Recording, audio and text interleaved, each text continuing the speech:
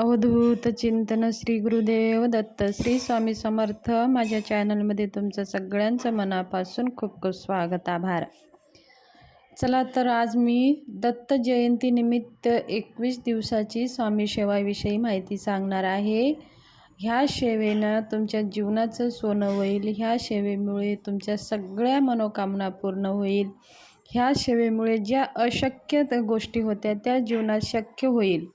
तुम्ही हे सेवा करून पहा। दत्त जयंतीनिमित्त स्वामी समर्थांची 21 दिवसांची सेवा ही करायची आहे।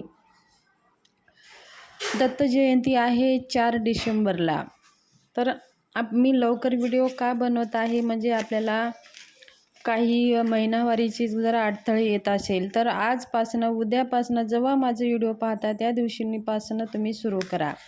जर तुम्हाला काही अडचणी येत नसेल तर तुम्ही ही सेवा 13 तारखेपासून सुरू करू शकता आणि दत्त जयंतीपर्यंत 21 दिवसाची ही सेवा आपल्याला करायची आहे। संकल्पयुक्त ही सेवा करायची आहे। आपल्याला पहिल्या दिवशी संकल्प करायचा आहे।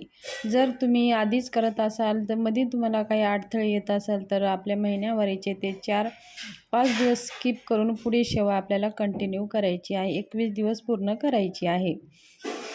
या दत्त जयंतीनिमित्त सेवा तुम्ही करून पहा। तुमच्या जीवनाचं भाग्य खुलेल। स्वामी समर्थ महाराजांची तुमच्या कृपा होईल आणि तुमच्या सगळ्या मनोकामना पूर्ण होईल। ही एक अद्भुत योग आहे। आपण स्वामी सेवा जर करत असाल बघा तर तुमच्या जीवनामध्ये एक अलगसा आनंद आणि अलगसं हे जाणवतं की आपल्याला सोबत स्वामी समर्थ महाराज आहेत। आपल्या ते साथी आहेत, आपले गुरु आहेत, आपलं ते एक जीवनसाथी आहेत असं आपल्याला महसूस होतं। पण एवढंच आहे, स्वामींना मनानं हृदयानं आपल्या स्वामी महाराजाला शरण जायचं आहे आणि आपल्या समर्पित भावाने ही सेवा करायची आहे। कोणतीही सेवा करत असताना मनामध्ये भाव आणि समर्पण हे असणं खूप महत्त्वाचं आहे। आता सेवा करण्यासाठी काय लागणार आहे आपल्याला? एक श्री स्वामी समर्थ सारामृतांचं ग्रंथ 21 अध्यायाचं लागणार आहे आणि एक जपमाळ लागणार आहे आणि स्वामी महाराजांचं फोटो आपल्याला लागणार आहे। फोटो मूर्ती कोणतीही असेल तरी चालेल, आपल्या घरी देवघरामध्ये असेल तरी चालेल, जर नसेल तर आवर्जून तुम्ही आणून घ्या। आपल्याला सेवा करण्यासाठी आपल्याला काय करायचं आहे, आपल्या घरामध्ये जे काही फोटो आहे महाराजांचा फोटो असेल तर पुसून अष्टगंध लावून धूप ओवाळून नैवेद्य दाखवून फुलहार अर्पण करून दिवा लावून मग आरती करून घ्यायची आहे आणि मग एक शुद्ध तुपाचा दिवा आणि सुगंधित अगरबत्ती आपल्याला लावायची आहे। मग लावून महाराजांना संकल्प करायचा आहे आपण कोणत्या कार्यासाठी आपण ही सेवा करत आहात।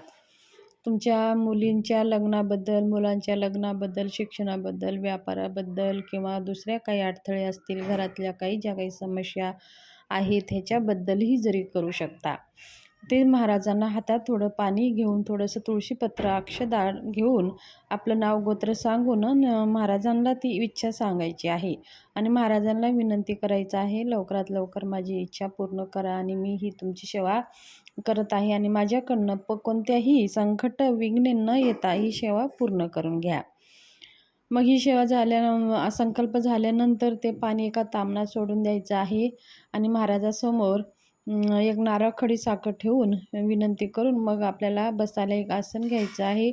ग्रंथ ठेवण्यासाठी एक पाटा घ्यायचा आहे, त्या पाटावरती एक आसन ठेवायचं आहे, त्या आसनावरती तो ग्रंथ ठेवायचा आहे आणि मग त्या ग्रंथाची पूजा करून घेऊन आपल्याला 1 अध्यायापासून पूर्ण 21 अध्यायापर्यंत वाचन करायचं आहे। ही सेवा तुम्ही सकाळी करू शकता, संध्याकाळी करू शकता, दुपारच्या वेळेमध्ये करू शकता। फक्त 12 ते 12:30 ही वेळ टाळून कधीही तुम्ही ही सेवा करू शकता।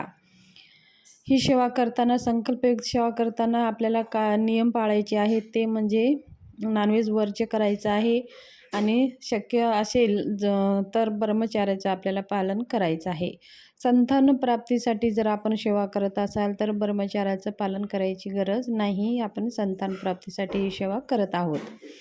जर दुसऱ्या इतर कोणत्या समस्यासाठी जर सेवा करत असेल तर शक्य असेल तर ब्रह्मचर्याचं तुम्ही पालन आवर्जून करा।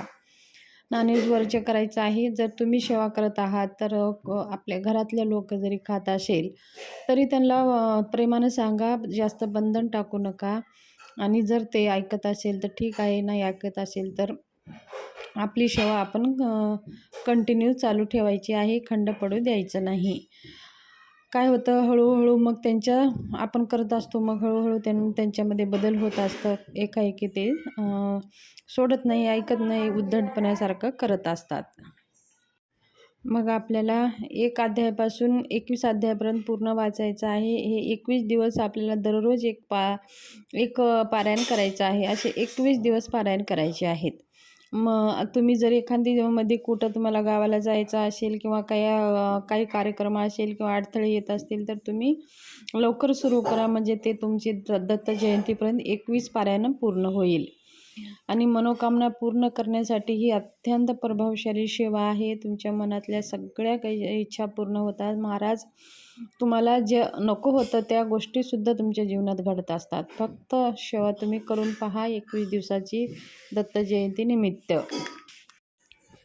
तर दत्त जयंतीनिमित्त सेवाविषयी माहिती तुमच्याशी शेअर करायची होती. माहिती कशी वाटली? जर माहिती आवडली असेल तर चॅनलला सबस्क्राईब करा, शेअर करा, लाईक करा